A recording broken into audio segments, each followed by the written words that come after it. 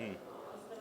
ಈ ಸಲುವಾಗಿ ಬೀದಿ ನಾಯಿಗಳ ಹಾವಳಿ ತಡೆಗಟ್ಟುವ ನಿಟ್ಟಿನಲ್ಲಿ ನಿನ್ನೆ ಮಾನ್ಯ ಜಿಲ್ಲಾಧಿಕಾರಿ ಅಧ್ಯಕ್ಷತೆಯಲ್ಲಿ ಕೂಡ ಒಂದು ಮೀಟಿಂಗ್ ನಡೀತು. ಇದರಲ್ಲಿ ಕೆಲವೊಂದು ಇನ್ಸ್ಟ್ರಕ್ಷನ್ಸ್ ಕೊಟ್ಟಿದ್ದಾರೆ. ಏನು area wise feeding zones identify ಮಾಡಬೇಕಾಗತ್ತೆ, ಏನು ಶೆಲ್ಟರ್ ಹೋಮ್ಸ್ ಬಿಲ್ಡ್ ಮಾಡಬೇಕಾಗತ್ತೆ, ಆಮೇಲೆ ಈ ಬಗ್ಗೆ ಏನು ಒಂದು ಆಪ್ರೇಷನ್ ಮತ್ತು ಏನು ನಾಯಿಗಳಿಗೆ ಚಿಕಿತ್ಸೆ ಮಾಡಬೇಕು, ಅವ್ರಿಗೆ ಔಷಧಿ ಕೊಡಬೇಕು, ಆ ಒಂದು ನಿಟ್ಟಿನಲ್ಲೂ ಕೂಡ ಕಾರ್ಪೊರೇಷನ್ ಪ್ರವೃತ್ತಿ ಆಗಬೇಕಾಗತ್ತೆ. ಈ ಒಂದು ನಿಟ್ಟಿನಲ್ಲಿ ಈಗ ನಾವು ಆಲ್ರೆಡಿ ಕೆಲಸಗಳನ್ನ ಸ್ಟಾರ್ಟ್ ಮಾಡಿದ್ದೀವಿ. ಇನ್ನೂ ಕೂಡ ನಾವು ಮಾಡ್ತಾ ಇದ್ದೀವಿ. ಈಗ ಒಟ್ಟು ಒಂದು ನಾವು ರಫ್ ಎಸ್ಟಿಮೇಟ್ ಮಾಡಿರೋದ್ರ ಪ್ರಕಾರ ಎಲ್ಲ ಒಂದು ಇನ್ಸ್ಟಿಟ್ಯೂಷನ್ಸ್ನ ಐಡೆಂಟಿಫೈ ಮಾಡಿದ್ದೀವಿ. ಇನ್ಸ್ಟಿಟ್ಯೂಷನ್ಸ್ನಲ್ಲಿ ಒಂದು ನೋಡಲ್ ಅಧಿಕಾರಿಯನ್ನು ನೇಮಿಸಿ ಅವರ ಒಂದು ಮಾಹಿತಿಯನ್ನು ಪಡೆದುಕೊಂಡಿದ್ದೀವಿ. ಒಟ್ಟು ಒಂದು 2,000 ನಾಯಿಗಳು ಐಡೆಂಟಿಫೈ ಆಗಿದೆ. ಈ ಬೀದಿ ನಾಯಿಗಳಿಗೆ ಊಟ ಹಾಕ್ತಾರಲ್ಲ ಸರ್, ಈ ಬೇರೆದವರೆಲ್ಲ ಅವ್ರಿಗೆ ಯಾಕೆ ಇದನ್ನು ಮಾಡ್ತಿಲ್ಲ ಅಂತ ಹೇಳಿ? ಯಾಕಂದ್ರೆ ಈಗ ನೀವು ಹೇಳತ್ತೀರಿ ನಾವು ರೆಡಿ ಮಾಡ್ತಿದ್ದೀವಿ, ಸೆಟ್ ಮಾಡ್ತಿದ್ದೀವಿ ಅಂದರೆ ಯಾವಾಗ ಸೆಟ್ ಮಾಡೋದು? ಸುಮಾರು 1 ವರ್ಷ 2 ವರ್ಷ ಆಯ್ತು. ಸುಮಾರು ಜನರಿಗೆ ಕಳೆದಿದೆ. ನೀವು ಹೇಳ್ತೀರಿ, ನಾವು ಕೇಳ್ತೀವಿ, ಹೇಳ್ತೀವಿ, ಅದೇ ಆಗುತ್ತೆ. ನೀವು ಯಾವಾಗ ಇದನ್ನು ಮಾಡೋದು? ಓಡಾಡೋಕ್ಕಾಗ್ತಿಲ್ಲ ಇಲ್ಲೇ ಬೆಳಗಾವಿಯಲ್ಲಿ. ನಿಮ್ಮ ಯಾರು ರೆಸ್ಪಾನ್ಸ್ ಮಾಡ್ತಿಲ್ಲ. ಈ ಒಂದು ನಿಟ್ಟಿನಲ್ಲಿ ಈಗ ನಾವು ಆಲ್ರೆಡಿ ಬಂದ ತಕ್ಷಣ ಒಂದು ಜಾಗ ಏನು ಐಡೆಂಟಿಫೈ ಆಗಿದೆ, ಅಲ್ಲಿ ವರ್ಕ್ ಆರ್ಡರ್ ಕೊಟ್ಟು ಈಗ ಆಲ್ರೆಡಿ ವರ್ಕ್ ನಡೀತಾ ಇದೆ. ಆ ಒಂದು ವರ್ಕ್ನ ನಾವು ಫಾಸ್ಟಾಗಿ ಕಂಪ್ಲೀಟ್ ಮಾಡಿ ಒಂದು 2 ಮಂತ್ಸ್ ಒಳಗೆ ಕಂಪ್ಲೀಟ್ ಮಾಡೋದಾಗಿ DC ಸರ್ ಅಧ್ಯಕ್ಷತೆಯಲ್ಲಿ ನಿನ್ನೆ ಆಗಿರ್ತಕ್ಕಂಥ ಮೀಟಿಂಗಲ್ಲೂ ಕೂಡ ನಾವು ಇದ್ರ ಬಗ್ಗೆ ಡಿಸ್ಕಸ್ ಮಾಡ್ತಾ ಇದ್ದೀವಿ. ಅಲ್ಲಿವರೆಗೂ ಒಂದು ಟೆಂಪ್ರರಿ ಶೆಡ್ನ ಬಿಲ್ಡ್ ಮಾಡಿ ಎಲ್ಲ ಡಾಗ್ಸ್ನ ಐಡೆಂಟಿಫೈ ಮಾಡಿ ಅಲ್ಲಿ ಒಂದು ಅವಕ್ಕೆ ಚಿಕಿತ್ಸೆ ಕೊಟ್ಟು ಒಂದು ಮತ್ತೆ ಆ ಜಾಗದಲ್ಲಿ ಬಿಡೋ ಒಂದು ಕೆಲಸಗಳನ್ನ ಮಾಡ್ತಾ ಇದ್ದೀವಿ. ಸರ್, ನಿರಂತರವಾಗಿ ಇಲ್ಲೇ ಜೋಸಿಂ ಮಾಡೋದು ನಿರಂತರವಾಗಿ ಅಟ್ಯಾಕ್ ಮಾಡ್ತಿದ್ರು. ಅಲ್ಲಿ ಯಾರು ವಿಸಿಟ್ ಮಾಡಿದ್ರಿ? ಹೋಗಿದ್ರಿ? ನಿಮ್ಮ ಅಧಿಕಾರಿ ಯಾರು ಹೋಗಿಲ್ಲ?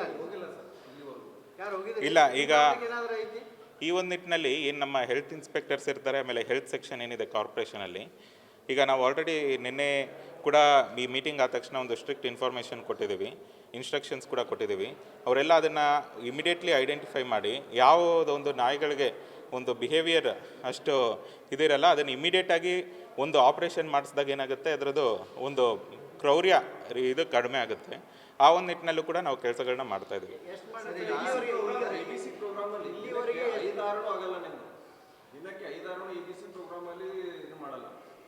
ಆಯ್ತು, ನಾವು ಇದೊಂದು ಮಾಹಿತಿ ತಗೊಂಡು ನಾನು ನಿಮಗೆ ಕೊಡ್ತೇನೆ. ಈಗ ನಾವು ಕೂಡ ರೀಸೆಂಟಾಗಿ ಬಂದಿರತಕ್ಕಂಥದ್ದು, ಇದನ್ನು ನಾನು ತಮಗೆ ಮಾಹಿತಿ ತಗೊಂಡು ಕೊಡ್ತೇನೆ. ಸರ್, ಈಗ ಪ್ರತಿ ವರ್ಷ ಬಜೆಟ್ನಲ್ಲಿ ಸಂತಾನಹರಣ ಆ ಚಿಕಿತ್ಸೆ ಅಂತ ಹೇಳ್ತಾರೆ. ಏನವರು ಚಿಕಿತ್ಸೆ ಯಾವಾಗ ಮಾಡ್ತಾರೆ ಅನ್ನೋದು ಗೊತ್ತಿಲ್ಲ. ಏನು ಚಿಕಿತ್ಸೆ ಮಾಡಿ ಆಪರೇಷನ್ ಫೇಲ್ ಆಗ್ತಾ ಇದೆಯಾ ಅಥವಾ ಏನು ಚಿಕಿತ್ಸೆನೇ ಮಾಡ್ತಾ ಇಲ್ಲ ಅಂತ ಅನುಮಾನ ಬರ್ತಾ ಇದೆ. ಅಷ್ಟೊಂದು ಬೀದಿ ನಾಯಿಗಳು ಮಕ್ಕಳು ಮನೆ ಬಿಟ್ಟು ಹೊರಗಡೆ ಬಂದಾಗಿದೆ. ಬೆಳಗಾವಿ ಜನರಿಗೆ ಕಳೆದಿದ್ದಾರೆ. ಬೆಳಗಾವಿ ಸಿಟಿ ಜಿಲ್ಲೆ 20,000 ಜನರಿಗೆ ಸಾಮಾನ್ಯ ಅಲ್ಲ ಅದು.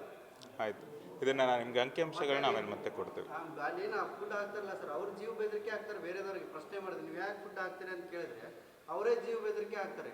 ಇದೆಲ್ಲ ನಿಮ್ಮ ಅಧಿಕಾರಿಗಳಿಗೆ ಗೊತ್ತಿದ್ರು ಯಾರೋ ಅಲ್ಲಿ ಹಾಗೆ ಅದಕ್ಕೆ ಆ ಒಂದು ನಿಟ್ಟಿನಲ್ಲೇ ಕೂಡ ಈಗ ಏನಂದರೆ ಒಂದು ಫೀಡಿಂಗ್ ಝೋನ್ಸ್ ಯಾಕೆ ನಾವು ಐಡೆಂಟಿಫೈ ಮಾಡ್ತೀವಿ ಅಂದರೆ, ಡೆಸಿಗ್ನೇಟೆಡ್ ಫೀಡಿಂಗ್ ಝೋನ್ಸ್ ಮಾಡಿ ಬಿಟ್ಟಾಗ ಏನಾಗುತ್ತೆ, ಅಲ್ಲಿ ಆ ನಾಯಿಗಳಿಗೆ ಆ ಒಂದು ಜಾಗದಲ್ಲಿ ಮಾತ್ರ ಫುಡ್ ಸಿಗುತ್ತೆ ಅನ್ನೋದು ಅವ್ರಿಗೆ ಗೊತ್ತಾಗುತ್ತೆ.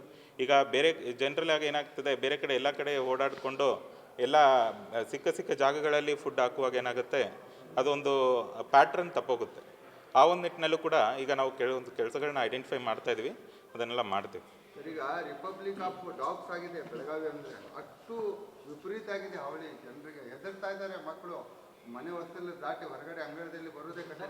CC ಕ್ಯಾಮ್ರಾ ಪರಿಸ್ಥಿತಿ ಭಾಳ ಗಂಭೀರ ಇದೆ ಸರ್.